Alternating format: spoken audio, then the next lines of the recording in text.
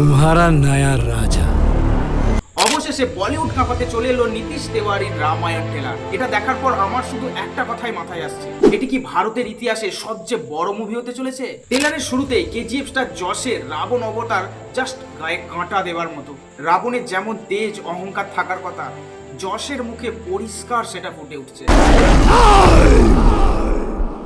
কয়েক সেকেন্ডের জন্য আপনি চোখ ফিরাতে পারবেন না। অন্যদিকে রামের চরিত্রে দেখা যাচ্ছে রণবীর কাপুরকে, তাকে একদম শান্ত এবং ডিভাইন দেখাচ্ছে। $500 মিলিয়ন বাজেটের এই মুভি, ভাই $500 million. I think it is a biggest project in our Bollywood film industry. এই মুভিতে ভিএফএক্স এর কাজ জাস্ট অন্য লেভেলের ছিল।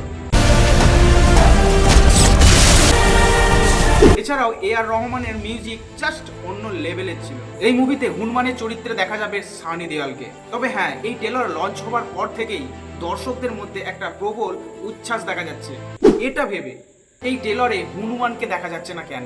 প্রথম খণ্ডে হনুমানকে দেখা যাবে ঠিকই, তবে সেটা একটা ছোট ক্যামিও বা ছোট্ট একটা উপস্থিতি। তবে দ্বিতীয় খণ্ডে হনুমানের লঙ্কা দহন ও যুদ্ধের মূল পর্ব পুরো স্ক্রিন জুড়ে থাকবে। আপনার কেমন লাগলো রণবীর ও যশের টক্কর?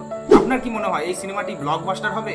অবশ্যই কমেন্ট করে জানাবেন। ভিডিওটি ভালো লাগলে ঝটপট লাইক দিন এবং ট্যাগ করুন আপনার সেই সকল বন্ধুকে যারা রামায়ণ দেখার জন্য ব্যাকুল হয়ে বসে আছে।